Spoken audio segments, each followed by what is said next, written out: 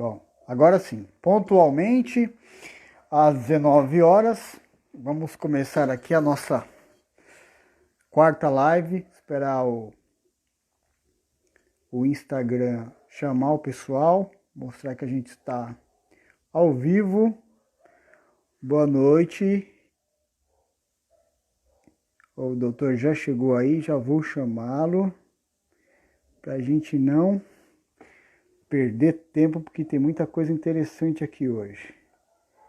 Então vamos chamar aqui, já vamos convidar ele, para a gente já começar a nossa quarta live sobre empreendedorismo. Pronto, doutor. Agora sim, boa noite, tudo bem? Saudações cordiais, caro Saudações Fernando cordiais. Ribeiro. Tudo bem, graças a Deus. Legal, tá um pouco frio, né, doutor? Esfriou, rapaz, pelo menos por Sim, aqui deu aquela sim, esfriadinha. Bom, vamos sim. lá. Boa noite, doutor. Obrigado pelo seu tempo, pela oportunidade que a gente vai ter aqui de falar de coisas importantíssimas sobre a questão do tema de hoje, né, que é soluções empreendedoras para o Sim, escritório de advocatícios,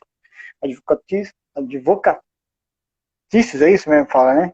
sim, advocatício, tá correto. Isso, tá certo. Então, eu vou pedir só que o senhor já possa aí, por gentileza, apresentar-se, né, para a gente poder ter um pouco de conhecimento maior da sua pessoa. Por favor.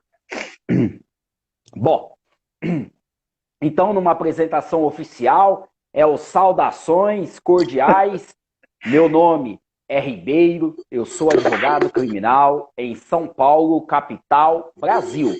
E exatamente com essa apresentação, com este bordão, é que nós demos início a um projeto no YouTube com um canal intitulado Notícias do Ribeiro, onde nós já estamos alcançando aí pelo menos 1.000 inscritos em um pouco mais de 50 vídeos, em mais de 100 mil visualizações de nosso conteúdo, de nosso material.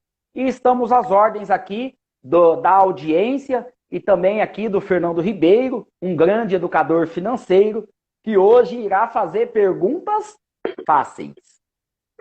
Legal, que legal, doutor.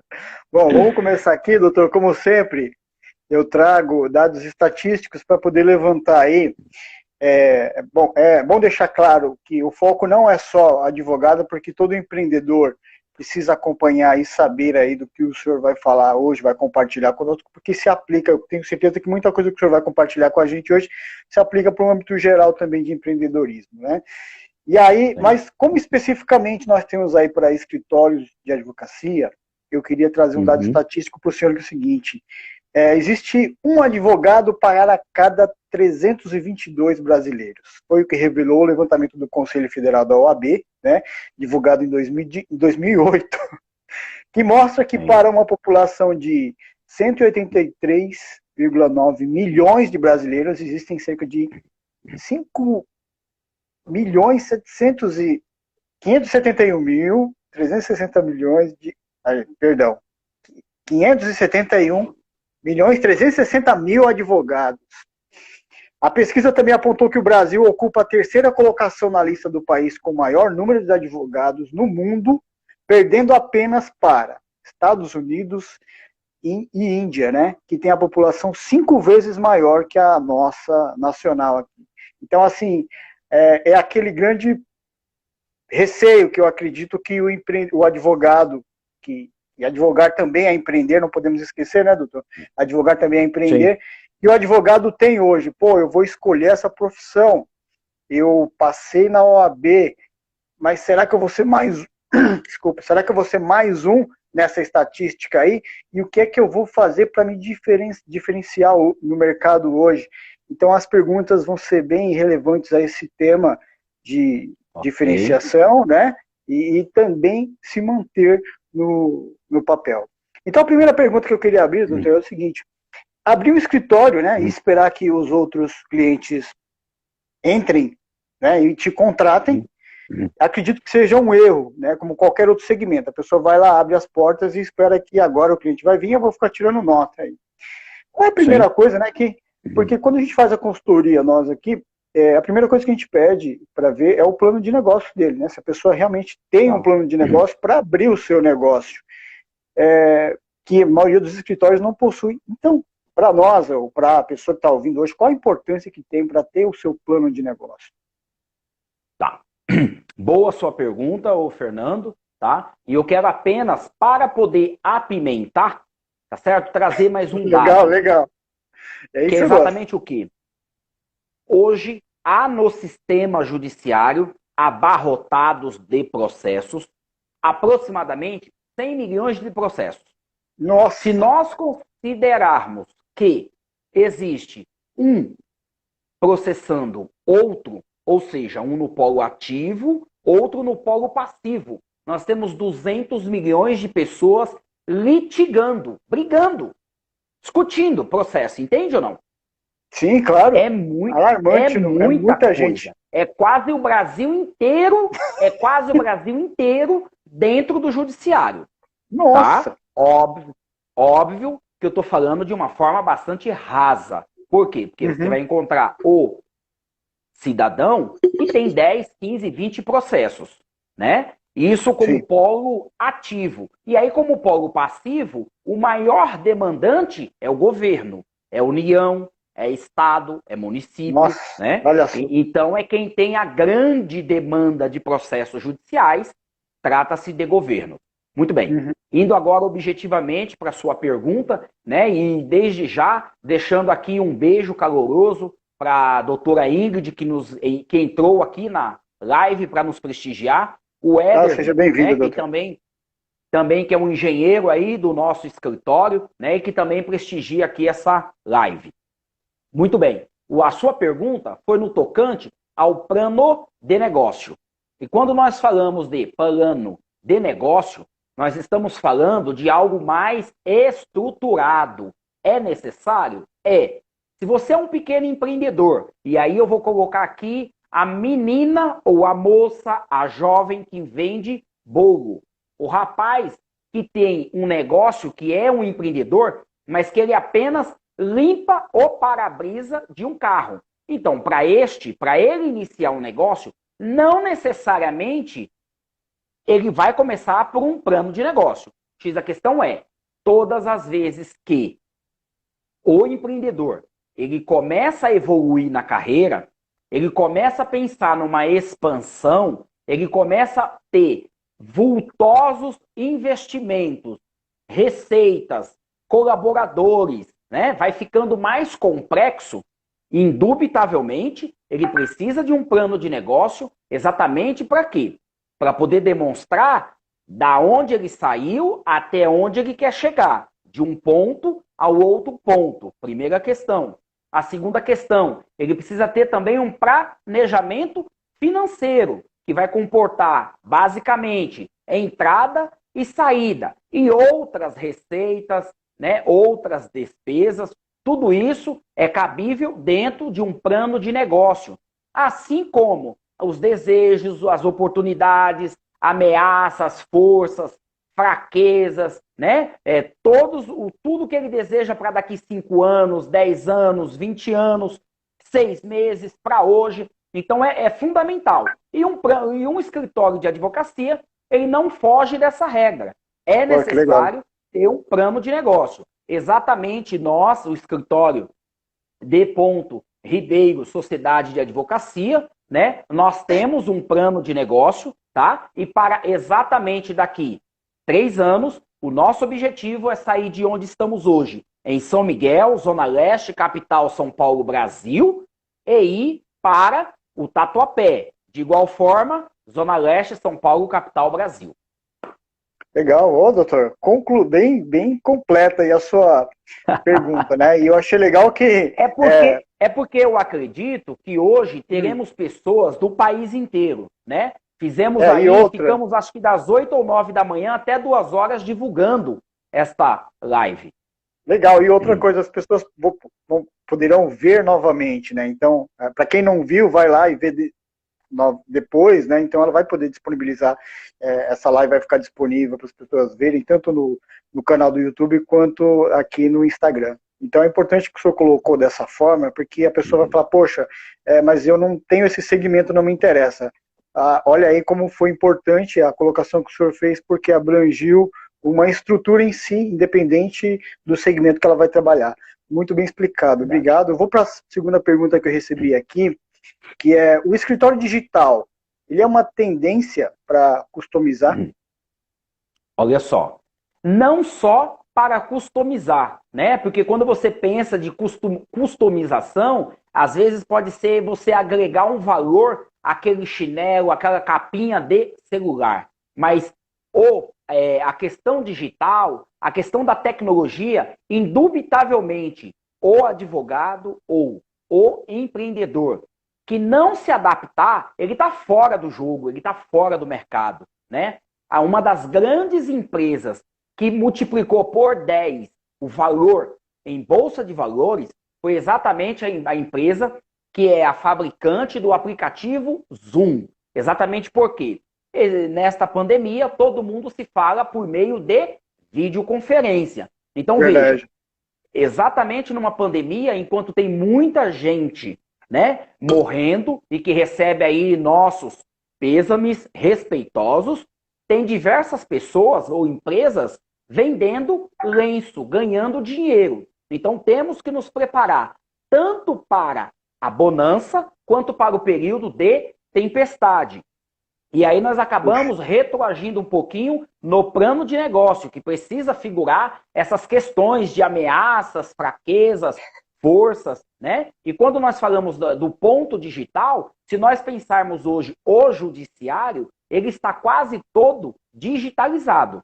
Pouquíssimos são os processos que ainda são físicos, tá? Se você pensar em Receita Federal, é tudo digital. Então hoje você consegue fazer uma graduação de forma online, pós-graduação, mestrado, que é um misto, um sanduíche, o doutorado. Então assim, a medicina, né? A medicina ela já permite atender uma grande gama da medicina. Já temos hoje a telemedicina, onde um profissional está num ponto do Brasil e o seu paciente está no outro ponto do Brasil. Então, é uma realidade e é premente aquele que não iniciou ainda a digitalização se digitalizar para ontem. Muito bem, doutor. Olha aí que bandeira importante que a gente vive, né? Antigamente a gente tinha a questão do analfabetismo, depois veio a questão da datilografia, a computação, foram necessidades que foram abrangidas. E agora é a digitalização, né? A internet. Se você não está nesse meio aí, tão propício que a pandemia nos gerou, a gente acaba morrendo mesmo, acaba no esquecimento, né? E foi bem colocado, parabéns. Mais um aqui, no processo digital, é possível terceirizar processos de serviços para locais mais distantes? Isso eu até posso colocar, porque eu vivenciei realmente essa questão quando eu trabalhava com audiências trabalhistas, que eu representava a empresa, né? Então eu tinha que viajar para vários locais aqui do estado de São Paulo, assim, muito longe, e aí não era o advogado que ia comigo, certamente, porque o advogado era aqui de São Paulo. Então eu encontrava um advogado que eu nunca vi lá, então eu achava aquilo meio estranho. E eu acredito que seja em resposta a essa pergunta aqui. Existe viabilidade nesse processo, doutor? Eu vou responder a sua pergunta. Antes, eu só queria pegar um dado que você colocou na questão da necessidade de se digitalizar. E quando você usou o termo necessidade, me surgiu à mente a questão do empreendedorismo. Por quê? O empreendedor, ele pode empreender por oportunidade ou por necessidade. E eu estou empreendendo na advocacia por oportunidade, tá? Só para deixar registrado. Vamos agora para a sua pergunta e de forma bastante específica. Para hoje, é perfeitamente possível, tanto por conta da digitalização, né, quanto por conta dos custos, né, você terceirizar uma parte deste trabalho. Até porque, pegando aí o seu exemplo, né, determinado cliente está lá no Amapá, bem longe de São Paulo, capital, né? Aqui estamos no Sudeste. Então, de repente, o próprio cliente, ele não suporta. Então, se o cliente, ele não suporta a questão de café, almoço e janta, passagens aéreas, hospedagem, o que é que o escritório de advocacia que tem o cliente, que tem o processo. Ele chama outro advogado que está especificamente no Amapá para poder fazer o quê? O ato, a diligência, a audiência, se necessário for. E aí também, às vezes, é necessário o preposto. O X a questão é, quando especificamente é o preposto que, vamos pensar numa área trabalhista, né? E que exige o preposto que tenha conhecimento de causa, isso significa que o preposto vai ter que se deslocar. Então aí a empresa vai ter que arcar com esse ônus. Mas se você me perguntou apenas na questão da digitalização e na questão da terceirização, está correto. É perfeitamente possível terceirizar. Poxa, legal. E até customiza aí, como o senhor colocou, para a parte do cliente, né? Ele vai ter que, acredito, bancar bem menos do que, como o senhor colocou, hospedagem, viagem e alimentação do advogado. Legal. Muito bem. A outra pergunta aqui foi como é que separa, né, as despesas pessoais das empresariais. A gente fala, e eu acredito que isso é o mal de todo o segmento, né, doutor? A gente está falando só especificamente aqui do escritório de advocacia. Acredito que alguns escritórios também tenham alguma coisa a melhorar, algum ponto a melhorar nesse sentido, mas de âmbito geral, como é que o senhor utiliza isso na sua empresa? Tá. Eu acredito que os melhores, e para quem tiver essa dificuldade no quesito financeiro, é contratar propriamente aqui o Cleiton e o Fernando, que são os pais, os professores da educação financeira. Eu vou falar especificamente do meu caso, mas eu já ouvi diversos relatos de empresários que misturam a finança pessoal com a finança jurídica, com o CNPJ. Especificamente eu, ainda que de forma rústica, né, e de forma assim, bastante prosaica, eu tenho o meu livro caixa. Então eu separo o que é do CNPJ com o que é da pessoa física. Então, lá na pessoa física, eu coloco, comprei um queijo, um pãozinho, uma manteiga, paguei uma conta de água, uma conta de luz, enfim, uma pizza, isso tudo na pessoa física. Estou na empresa, estou no escritório, porque o escritório de advocacia, ele é uma empresa. Por quê? Porque ele tem receita, ele tem despesa, ele tem colaboradores, paga água, aluguel, luz, internet, telefone, funcionário, fornecedor, enfim. Entendeu? O que não falta é conta para pagar em um escritório de advocacia. E eu acredito que todos os demais empreendedores que nos assistem também têm contas para pagar. Sobretudo a Lu Pantaleão, que é a nossa fono, convidada de honra, e que ela também é empreendedora e que aqui nos assiste. É uma alegria. Legal. Seja bem-vinda, Lu. Legal, doutor? Porque a gente pensa assim, pô, eu vou ser advogado, eu penso que eu não vou ter despesa nenhuma, né? Eu acho que é um grande problema que as pessoas têm, né? Até mesmo o profissional liberal, por ele exercer uma função específica que ele acredite que não vai precisar de uma estrutura tão grande, eu acho que é o grande viés do problema que a pessoa tem que confundir, né? Pera, mas eu sou só advogado, eu não preciso de tanto custo para nada, é fácil separar. Eu acho que é um ledo engano aí, né? Porque existe sim as despesas que você acaba não percebendo, uma viagem a mais, uma alimentação a mais que custeia muito e aí a gente não sabe se aquele mês foi a previsão que você tinha, se você alcançou ou não, né? E é importante fazer esse tipo de separação, como o senhor colocou aí, através de livros caixas. O importante é que é o funcional, né, doutor? Se é aplicativo, se é planilha, se é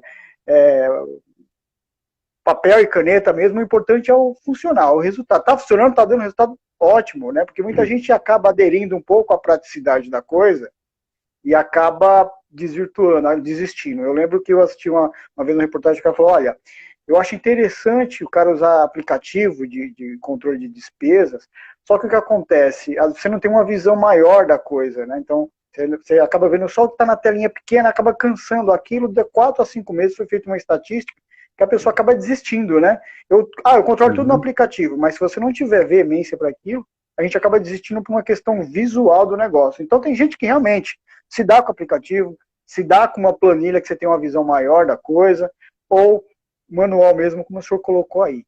Legal. Vou colocar mais uma pergunta aqui, doutor, vamos lá, aqui, de que maneira, né, qual a maneira certa, né, de fazer a precificação do serviço. Olha aí que legal. Maneira Bacana. certa de fazer a precificação do serviço. Interessantíssima essa pergunta, eu vou responder. Antes, eu quero aqui devolver o grande abraço ao Alexandre, que nos prestigia também aqui nesta live, tá certo? Então vamos lá. Qual é a forma correta de precificar? E como é que na AD. Ribeiro Sociedade de Advocacia fazemos? Primeiro, pela complexidade da atividade, da tarefa, do produto. Essa é a forma de precificar, tá? E aí eu estou usando como exemplo o profissional liberal, tá certo? Legal. Segunda questão, qual é o tamanho do know-how? Qual é a qualificação dessa equipe de advogado? São advogados que têm pós-graduação, especialização, tempo de carreira, que têm obras escritas, né? É professor, é doutor. Então, isso tudo vai interferir. Essa é a segunda forma. Uma terceira forma de você precificar, né, o preço, sobretudo na advocacia. Quanto tempo vai durar o processo? O processo é local. Ele abrange todo o estado, ou seja, outras comarcas. Ele vai além do estado. Ele está em nível de Brasil. Né? O processo ele é fora do Brasil, que precisa de tradutor juramentado, precisa se dirigir ao consulado. Terceira questão, vamos para a quarta. O cliente vai pagar como? À vista? A prazo? Cheque? Cartão? Fiado no fio do bigode? Ainda acontece. Eu tenho clientes que falam, doutor, eu posso pagar 300 por mês, 500 por mês, 1.000 por mês. E nós aceitamos esse cliente. Aceitamos o cliente que paga à vista em dinheiro, o cliente que faz a transferência, o cliente que paga no cartão, o cliente que emite o cheque, o cliente que assina o boleto, o cliente que faz fiado. Fazemos um acordo, fazemos algum tipo de negócio. Mas essa é a forma correta de você precificar. Feito o preço, atendido o cliente, o que você precisa combinar com o cliente? Qual é a forma ou o meio pelo qual você vai atender esse cliente? Você vai atender esse cliente todos os dias, durante 8 horas por dia? Você vai atender esse cliente todos os dias, 10 minutos por dia? Você vai atender esse cliente apenas uma vez na semana? Né? Então você precisa combinar, estabelecer essa regra do jogo. Exatamente por quê? Vamos aqui imaginar, vamos pensar em um dentista profissional liberal empreendedor. Ele foi lá, colocou um implante no dente. Uma vez, pagou pelo trabalho. E aí ele retorna a segunda, a terceira, a quarta, a quinta, a sexta vez para poder fazer uma correção, para poder tirar uma dor, enfim. Resumo da ópera. Compensou esse trabalho? Ele foi 7 vezes, pagou uma vez. E você cobrou por uma vez. Então aquela máxima, quem paga mal, paga 2 vezes, aqui na questão da precificação, também tem serventia. Porque quem cobra mal, paga para trabalhar, e o cliente que também pagou mal, ele não vai ter o serviço entregue. Espero ter respondido a sua pergunta. Rapaz, olha, dependendo do segmento até parece simples precificar, mas aí para prestador de serviço, olha só aí, quem puder assistir ou anotar, depois assista de novo, olha só a regra que você tem que seguir aí. Por quê? Como o senhor colocou, se eu pequei em algum desses pontos aí, com certeza eu vou ter um baita de um prejuízo, que é o que eu acredito que acontece com muita gente, né? Se encanta pela oportunidade, mas quando você vai colocar ali na ponta do lápis, verificando todos esses pontos aí que o senhor colocou, acaba tendo como o senhor colocou a máxima aí, né? Paga-se para trabalhar. Importantíssima a precificação, hein? Ô, doutor, muito obrigado por essa resposta. Bom, uma outra aqui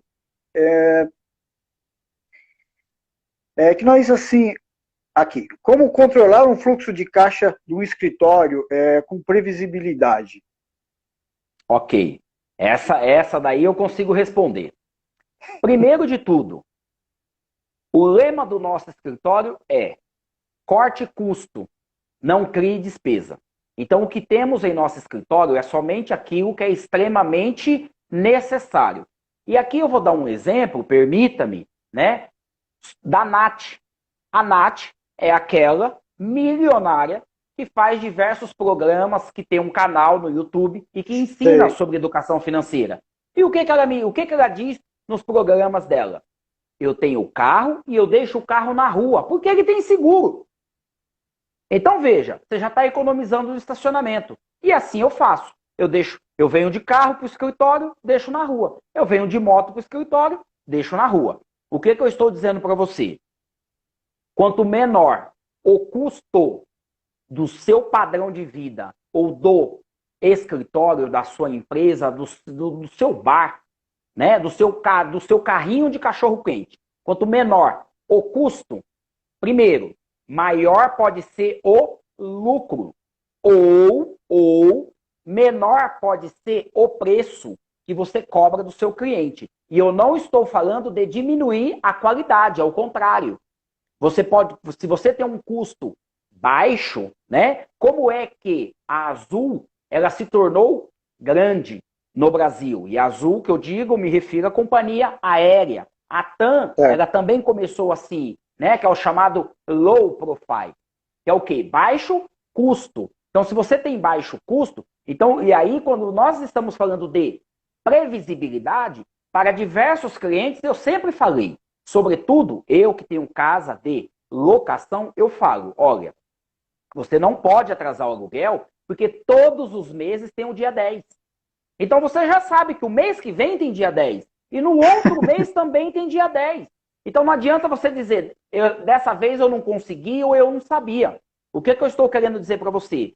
Que todo empreendedor, se ele tiver na forma física, se ele tiver uma estrutura física, ele tem água, luz, telefone, internet, os impostos, se ele for pessoa formalizada. Se ele estiver no home office, de igual modo, ele também tem água, luz, telefone, internet, tem que investir em aplicativo, em algum tipo de anúncio. Então, isso são as despesas fixas. E para o empreendedor, o que ele precisa saber? A única coisa que é fixa em um empreendimento é a despesa, porque a receita é sempre variável. Então, é perfeitamente previsível que ele tem que pagar todos os meses. Aluguel, se a sede não for própria, água, luz, telefone, internet, café, almoço, janta, condução, o seu colaborador, o seu parceiro. Então, tudo isso faz parte, tá certo? Beleza. Espero ter respondido. Não, perfeito. E complementando, ter isso aí na ponta do lápis, né? Você tem uma previsão, não do que eu tenho para esse mês. O que nós colocamos é sempre de você ter uma previsão para daqui a 3 meses, daqui a 6 meses, para você ter uma ideia até de quanto você precisa faturar, né? Para você ter o que a gente chama de ponto de equilíbrio, para você poder trabalhar em cima disso. Olha, eu tenho despesas aqui de 3 mil por mês durante os 4 meses que se seguirão. Eu preciso desse valor. Dá até um norte para a gente poder trabalhar, né? Pô, então a minha previsão aqui é menos que isso. Eu preciso trabalhar mais, preciso focar mais, buscar mais receita aqui, porque senão a gente acaba fechando no vermelho, não vai dar para pagar alguma conta. É uma visão que a gente tem que ter, né, doutor? Todo empreendedor, todo segmento tem que ter a visão lá na frente.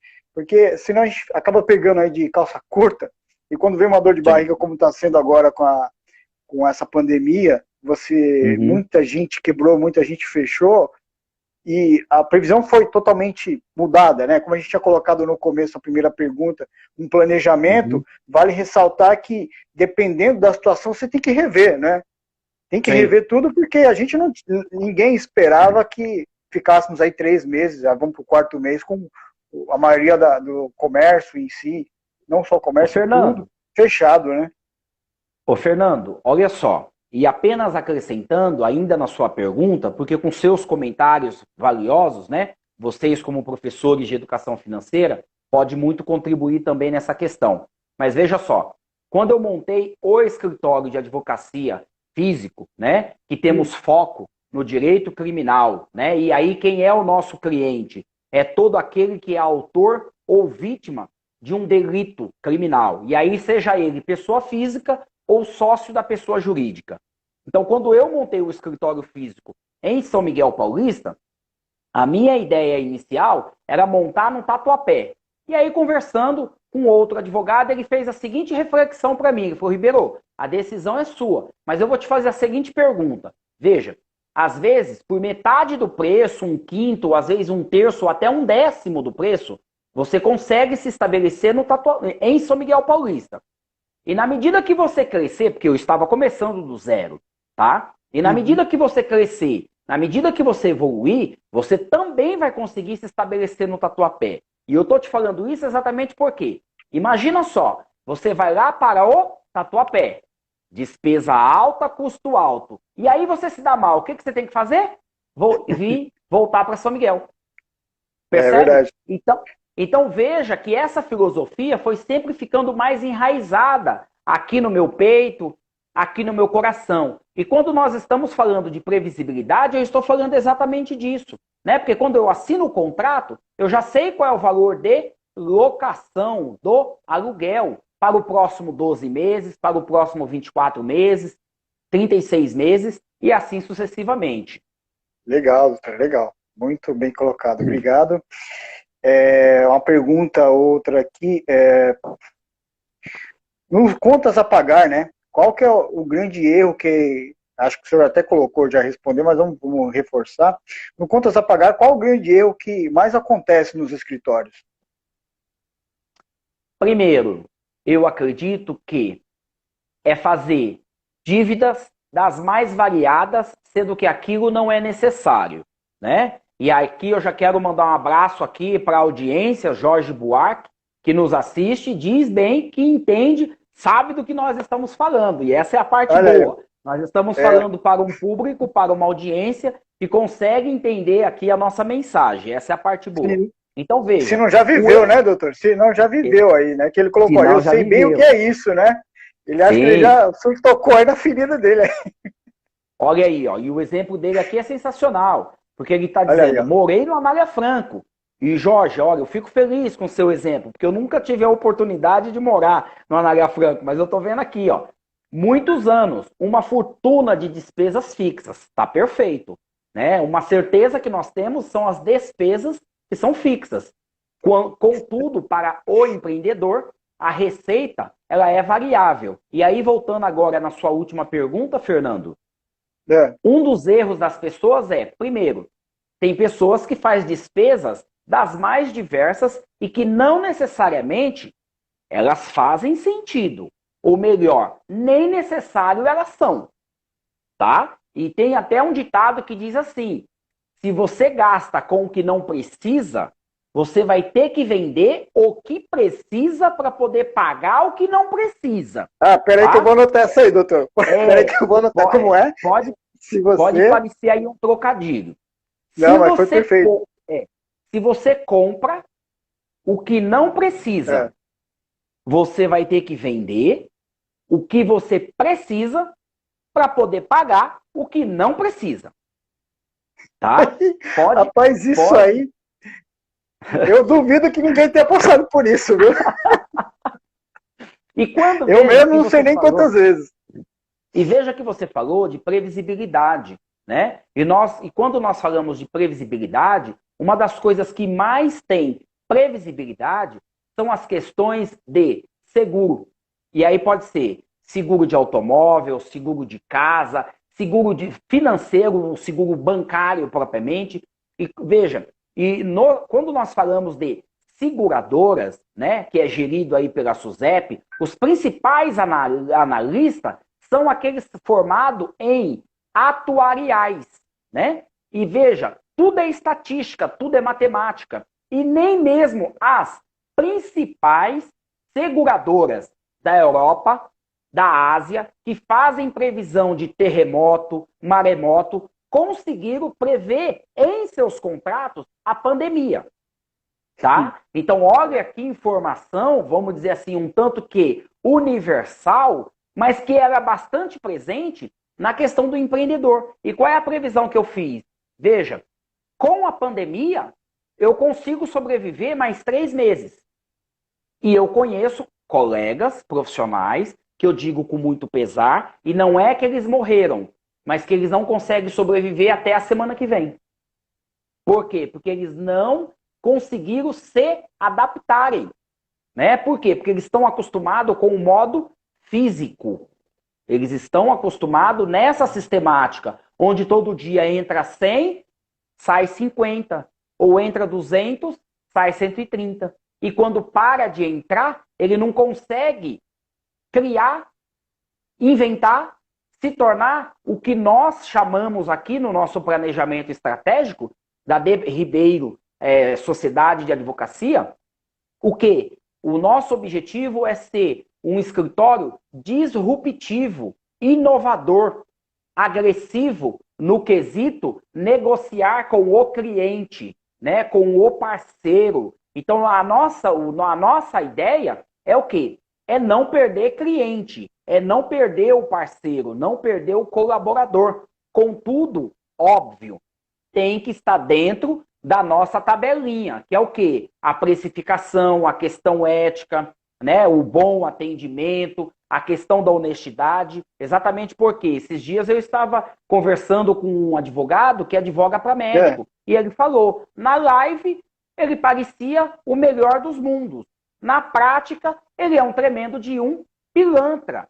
Então é a pior coisa que pode ouvir de um profissional liberal. Por quê? O profissional liberal carrega consigo o seu próprio cartão de visita. Mas eu acho que aqui já é ponto para uma outra pergunta que você deve ter aí, das muitas. Já vamos estender já. Não, inclusive, já pegando o nicho que o senhor colocou, mas antes de mais nada, para você que está nos assistindo, vocês que estão nos assistindo, compartilhe, veja aí quanto foi importante aí o conteúdo, indique para as pessoas poderem rever aqui, porque vai ficar gravado, a importância que tem essa hora, e olha só, ele está fazendo, o doutor Vieira está fazendo isso de forma gratuita, né? Então é muito importante a gente ter esse conhecimento. Ó. A arma que vem, né, doutor? Essa oportunidade que a gente tem de se armar através do conhecimento. Mas agora, completando aí, eu vou entrar com a pergunta agora que a gente vai fechar o que o senhor finalizou aí. Tanto para advogado, né, como para outro segmento, tem aqui uma pergunta bem capciosa, que inclusive eu mesmo me perguntava isso. Qual que é a importância do advogado se colocar como especialista na área e não apenas como um advogado clínico geral? A gente fala isso por quê? Até eu pergunto isso por quê? Por uma questão de custo, né? A gente fala, eu vou com o advogado José, que é bem mais barato, porém ele teria aí o clínico geral. E qual que é isso? É vantajoso realmente a gente fazer essa escolha? Então, é interessante a sua pergunta e eu consigo responder de forma bastante objetiva. Duas questões. Primeiro, num mercado de 1.200.000 advogados, tem mercado para todo mundo. Inclusive, o próprio nicho de advogados é um público a ser considerado. Afinal, nós estamos falando de um universo de mais de 1 milhão de advogados. De modo que se você criar um produto, específico para advogado, você arrebentou a boca do balão. Primeiro ponto. Exato. Segundo ponto. A com H, aquele cliente que quer o advogado gratuito. Tá? Que não cobre a consulta. Ou que cobre baratinho no processo. E A com H, também aquele cliente que ele prefere pagar a consulta, mas ele quer passar com um advogado renomado. Ele quer chegar e quer ser bem atendido. Ele quer chegar e quer ter comodidade no local, no assento, um café, uma água, no atendimento pela recepção. Segundo ponto, existe o cliente que paga mais caro pelo processo, mas o advogado se dedica mais para esse processo. Então, respondi aí a primeira pergunta, né? Ou de uma certa forma a pergunta. Por um outro viés, né? Por um outro giro, o advogado que se especializa, exemplo, eu tenho parcerias com um advogado que ele só faz direito médico. Então, quantos advogados só fazem apenas direito médico?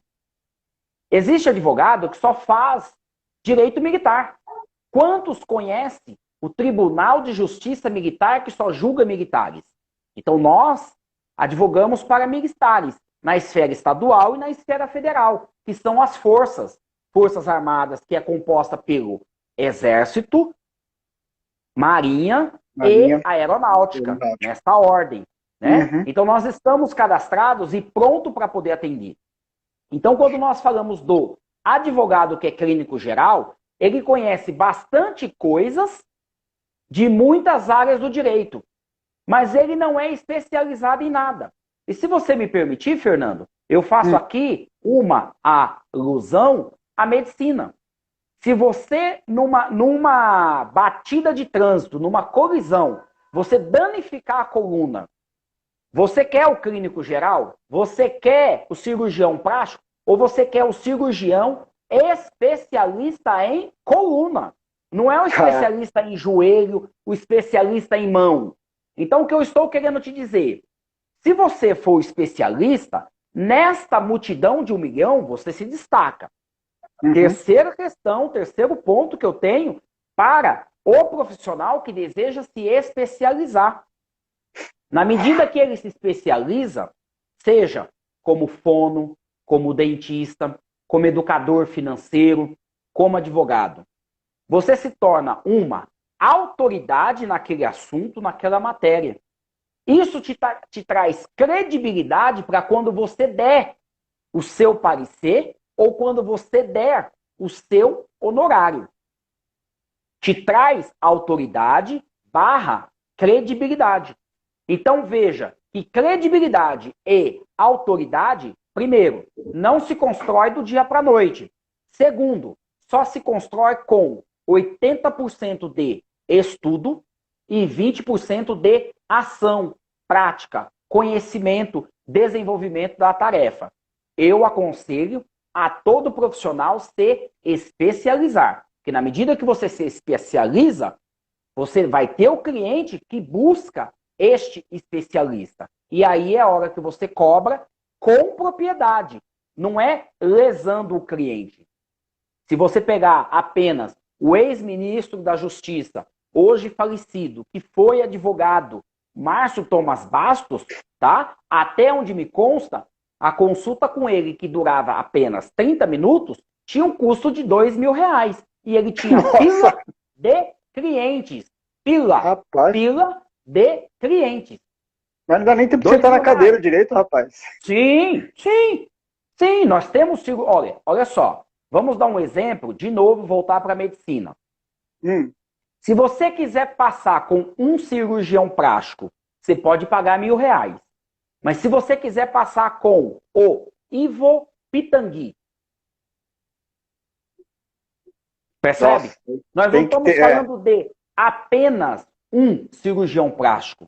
Ele é único, ele é um ícone. E não estamos falando apenas de Brasil. Nós estamos na Europa, ele é badalado.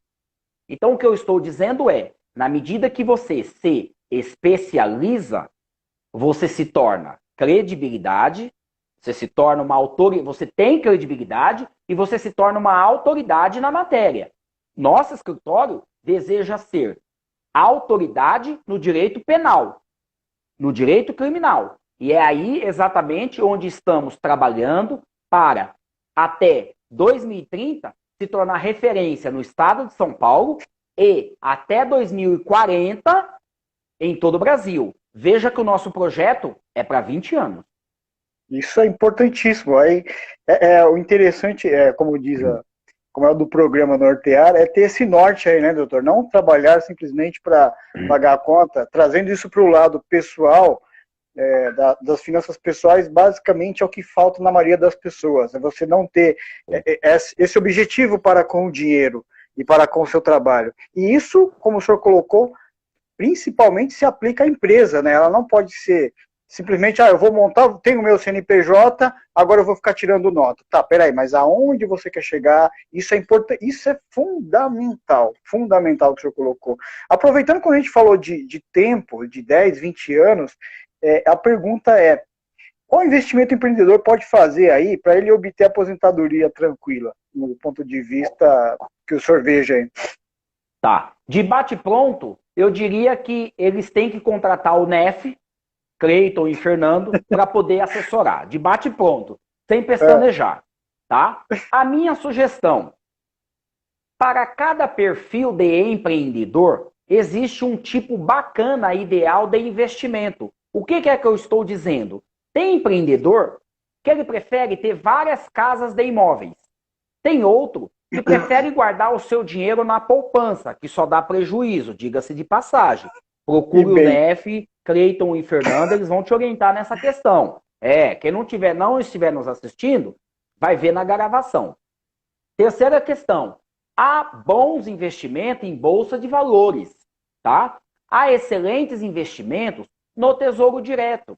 Então, tem pessoas que investem no próprio negócio, como expandindo, fazendo franquia. Então, tudo é investimento. O que depende? Do perfil e o que depende? Para quando é que você quer o resultado?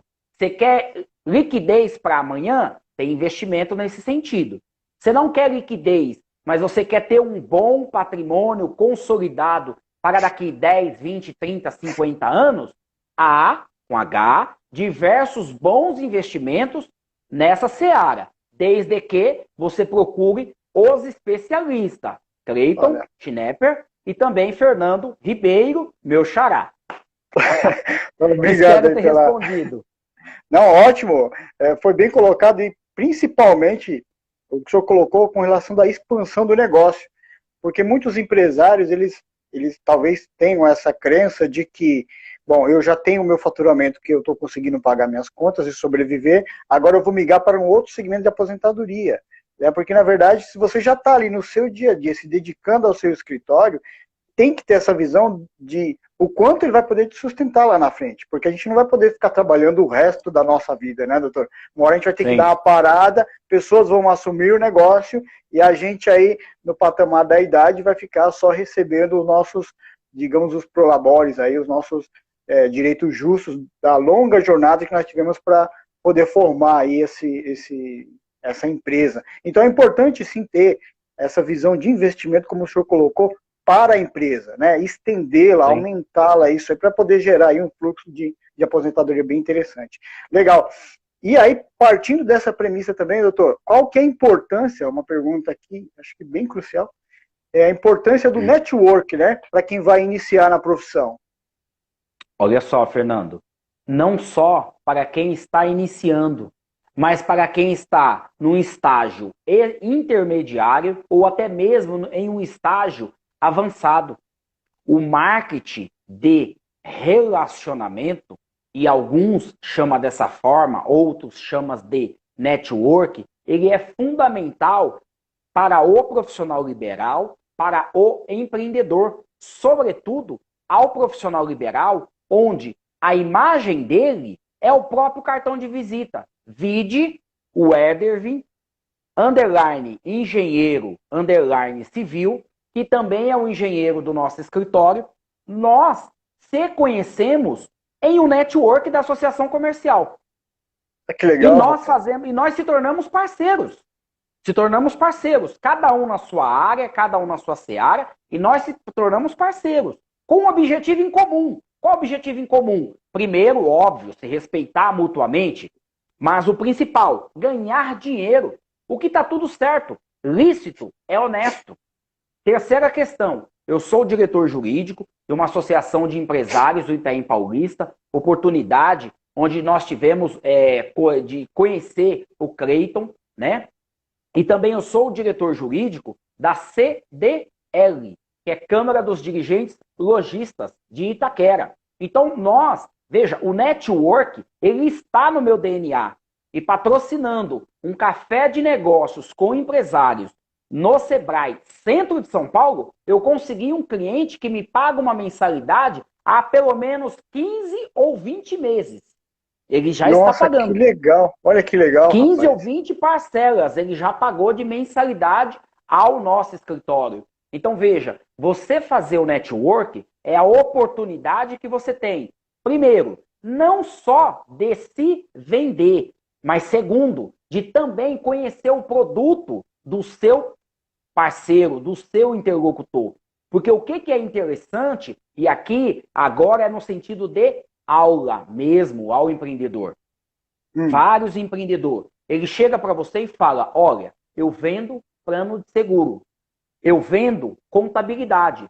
Eu sou advogado. Vendo serviço jurídico. Mas ele não está interessado em que você vende. Qual é a sua mensagem? Ele sequer pergunta o seu nome. Grande erro. Forma correta de fazer o network. Primeiro, pergunte o nome do seu parceiro. Segundo, pergunta qual é a área de atividade que ele desenvolve, que ele produz alguma atividade comercial. Terceiro, se interesse em ouvir. Se interesse em ouvir. A partir daí, com certeza, se ele for educado igual você, vai ser recíproco. Por quê? Se você não for educado com o seu interlocutor, quando você sair, ele vai jogar fora o seu folder, o seu cartão de visita, o seu brinde promocional, e vocês nunca mais vão se falar.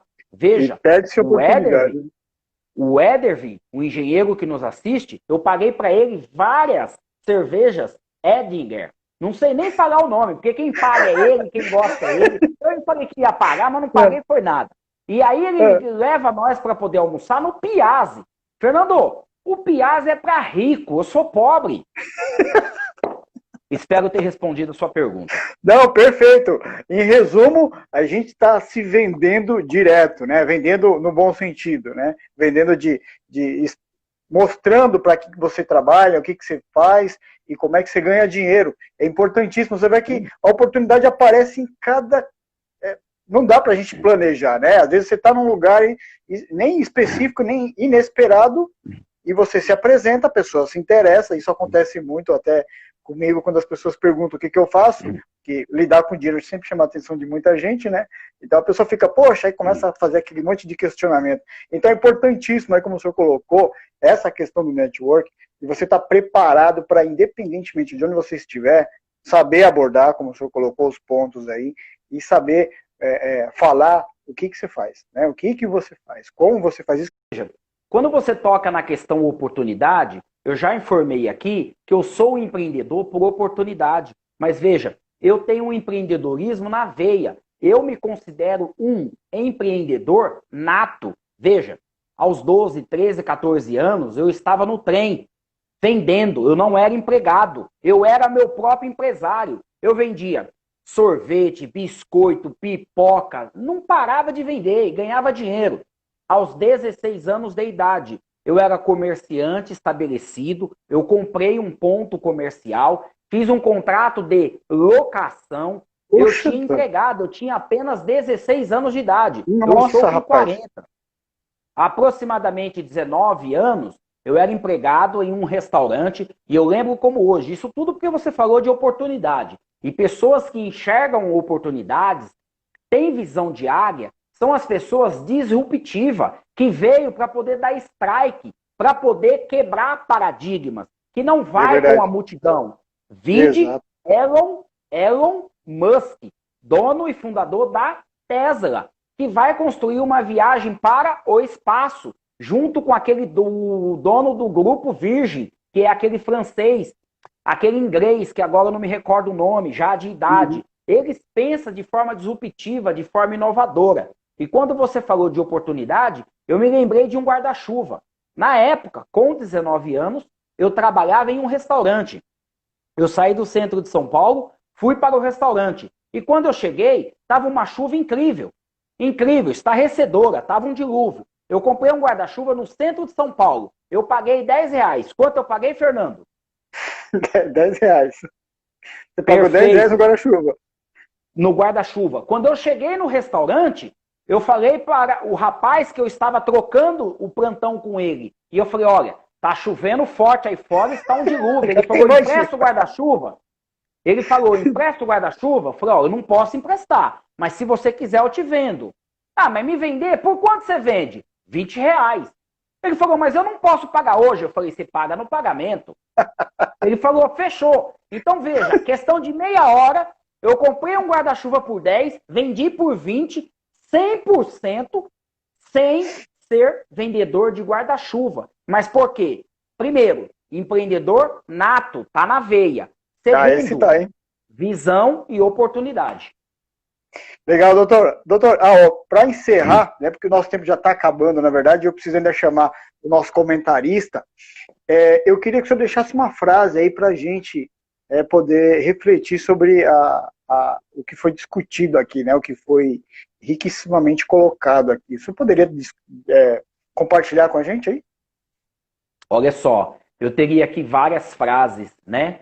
Mas o que eu sempre digo aos meus filhos e serve também aos empreendedores: seja o que você quiser ser, seja do tamanho do seu sonho.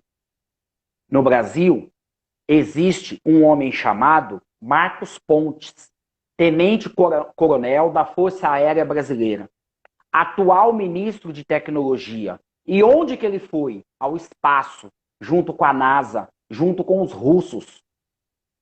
Veja, um dentre 210 milhões de brasileiros foi ao espaço. Isso porque um dia ele sonhou, assim como José do Egito, escritos bíblicos, ele teve um sonho. E se você for um sonhador, planejar, e você vai conseguir, em nome de Jesus, realizar o seu sonho. Esta é a frase que eu quero deixar a todos os empreendedores. Seja do tamanho do seu sonho. Doutor, mais uma vez obrigado pelo seu tempo, obrigado pela oportunidade e por ter compartilhado todo esse riquíssimo conhecimento aí, tá? Eu vou chamar agora o nosso comentarista para a gente poder fazer o fechamento aí. Muito obrigado. E sigam aí o doutor, sigam a NEF, que o rapaz aí tem muita coisa para compartilhar com a gente aí, tá bom? Forte abraço, doutor. Abraço, Fernando.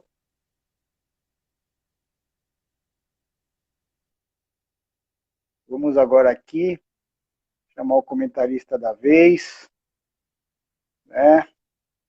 Nosso comentarista. Hoje o Cleiton não vai poder compartilhar aqui. Deixa eu ver se o nosso querido vai poder falar aqui agora, o seu Jorge. Cadê o Jorge? Aguardando. Vamos ver se ele vai poder falar para a gente. Tem ali alguns minutinhos, acredito, para fechar. Se ele consegue entrar aqui para a gente fazer as considerações finais. Mas olha, eu não estou conseguindo falar com ele. Deixa eu tentar novamente. Mas foi muito rico aí para você que está com o empreendedorismo na veia. E a parte jurídica cabe, né? Não só o segmento que nós tratamos hoje foi a parte jurídica, né? Mas isso cabe para vários. Boa noite, Jorge. Tudo bem, cara? Boa noite. E aí, o que você achou do nosso entrevistado de hoje, cara? Fantástico, fantástico. Muito bom, né? A gente vê que o segmento que se aplica aí, tanto ao jurídico, muita coisa que ele trouxe, se aplica a qualquer outro segmento. E foi importante a gente ter aprofundado nesse segmento até para as pessoas que trabalham com isso entenderem, né? E a gente trouxe aí números estatísticos muito interessantes. Você vê quanto advogado tem, cara, mas contrário a isso, quantos processos a gente tem, e aí você fala, pô, eu não tenho como fazer. Olha quanta oportunidade que a gente tem que fazer, que o advogado, no caso, teria para abraçar aí, né, de causa e de trabalho. Então é mais uma questão de ter força de vontade para conseguir as coisas, né? O que você acha? Bastante, né? Bastante força de vontade, com certeza. Legal, cara, legal. Outra coisa que eu achei interessante que ele falou foi a questão do destaque que ele coloca, é a credibilidade, né, e a autoridade. Então, você ter a credibilidade e a autoridade, com certeza, é um dos fatores que, por mais que você tenha aquele número absurdo de advogados que a gente tem no Brasil, você ter o seu destaque, o seu diferencial. Então, para o empreendedor hoje, também é importantíssimo você ter a credibilidade e a autoridade, né? Então, vale a reflexão de hoje, o quanto eu tenho credibilidade no que eu faço e qual é o meu nível de autoridade sobre isso que eu trabalho. Importantíssimo isso, né? E é um trabalho muito de referência, né? Porque você não escolhe advogado no Google. Você pede referência de alguém, cara. Cara. É porque a gente está falando de coisa muito séria, né? Às vezes, como é o caso dele, criminal, né? Então o cara está preso, ele está sujeito a muita coisa aí que trata-se de vida mesmo, né? Bom, Jorge, desculpa, tomou mais o tempo aqui, a live já está fechando, cara, e obrigado aí pela sua participação, a participação de todos. Nos vemos na próxima live.